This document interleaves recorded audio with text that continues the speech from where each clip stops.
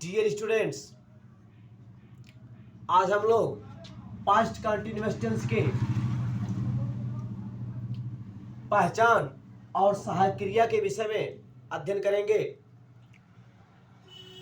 देखिए dear students, past continuous tense के वाक्यों के अंत में रहा था, रहे थे, रही थी शब्द आते हैं। ठीक है, ठीक। जैसे वह गाना गा रहा था, शीला पत्र लिख रही थी, तुम क्रिकेट खेल रहे थे। ठीक है, तो यदि वाक्यों के अंत में, ठीक है, रहा था, रहे थे, रही थी शब्द आते हैं, जिन वाक्यों के अंत में रहा था, रहे थे, रही थी शब्द आते हैं, तो आप कहेंगे कि वे टेंस जो है, ठीक है, पास्ट कंटिन्यूअस टेंस में है। ठीक, तो आप समझ गए पहचान के विषय में। और इस टेंस के वाक्यों का ट्रांसलेट करने के लिए, इस टेंस के वाक्यों को, ठीक है, पास्ट कंटिन्यूअस टेंस के हिंदी वाक्यों को इंग्लिश में ट्रांसलेट करने के लिए हम सहायक क्रिया वाज वेयर का प्रयोग करते हैं। हेल्पिंग वर्ब सहायक क्रिया वाज वेयर का प्रयोग करते हैं। अब देखिए डियर स्टूडेंट, हम कहाँ पर वेयर का प्रयोग करेंगे, कहाँ पर वाज का प्रयोग करेंगे, आइए इसके विषय में समझते हैं। देखिए डियर स्टूडेंट, अगर वाक्य में, हिंदी वाक्य में सब्जेक्ट आपका है हम, जैसे हम क्रिकेट खेल रहे थे, ठीक है, तो सब्जेक्ट हम हो गया, हम मीन्स वी। तुम गाना गा रहे थे, सब्जेक्ट यू हो गया। वे यहाँ आ रहे थे, तो वे मीन्स दे, ठीक, तो सब्जेक्ट दे हो गया। ठीक है, तो we you they, subject we है, यू है, दे है, और प्लूरल सब्जेक्ट्स है, जैसे द गर्ल्स, बहुत सी लड़कियां। अब यहाँ हम कहें द गर्ल, तो द गर्ल ये हो जाएगा, द गर्ल केवल कहने से ये हो जाएगा सिंगुलर, द गर्ल सिंगुलर हो जाएगा।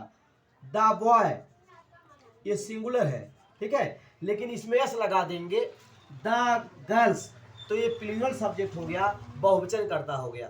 The girls, the boys, the dogs, तो डियर स्टूडेंट ये है प्लूरल सब्जेक्ट्स।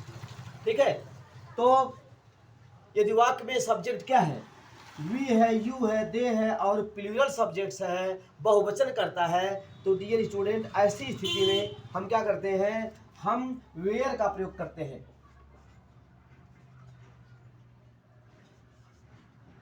वेयर,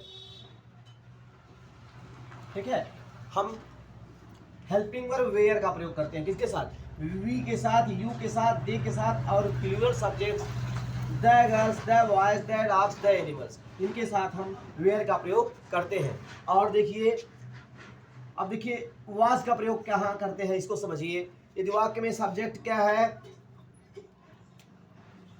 आई है, मैं गाना गा रहा था, मैं मीन्स आई हो गया, ठीक, सब्जेक्ट आई हो गया। जैसे मैं गाना गा रहा था, यहाँ पर सब्जेक्ट मैं हो गया, मैं अर्थात आई। वह पत्र लिख रहा था, देखिए वह पुरुष के लिए, पुरुष के लिए अथवा किसी लड़के, ठीक है, पुरुष के लिए अथवा किसी लड़के के लिए, ठीक है, वह इंग्लिश ही होता है। और वह खाना पका रही थी, अब किसी स्त्री के लिए, किसी स्त्री अथवा लड़की के लिए जो है, किसी स्त्री के लिए या लड़की के लिए क्या करते हैं, सी का, वह की इंग्लिश सी, ठीक है, वह की इंग्लिश सी होती है, ठीक है, हम सी का प्रयोग करते हैं। किसी स्त्री को अथवा किसी लड़की को वह कहने के लिए सी का प्रयोग करते हैं। तो आई, ही, सी, और इट जो है, देखिए इट का प्रयोग, इसके विषय में आगे हम अच्छी तरह समझाएंगे। ठीक है, इट का प्रयोग जहाँ पर सब्जेक्ट निश्चित नहीं होता है, वहाँ पर हम इट का प्रयोग करते हैं। और इट के विषय में आगे आपको समझाएंगे। समय को दिखाने के लिए, मौसम, ठीक है, समय और मौसम को, ठीक है, व्यक्त करने के लिए भी हम वाक्य को इट से प्रारंभ करते हैं। जैसे it is 9 o'clock in my wrist watch, ऐसे प्रयोग करते हैं। तो इट इज़ एक्सट्रीमली कोल्ड, तो इट के विषय में आपको हम आगे समझाएंगे। ठीक है, तो यहाँ पे समझिए कि यदि वाक्य में सब्जेक्ट निश्चित ना हो, ठीक है, तो वहाँ पर हम सब्जेक्ट इट मान लेते हैं, इट का प्रयोग करते हैं। तो ही, आई, ही, सी, इट, ठीक है। किसी का नाम हो जाए, किसी का नाम जैसे राम, श्याम, मोहन, किसी का नाम हो, ठीक है, किसी का नाम,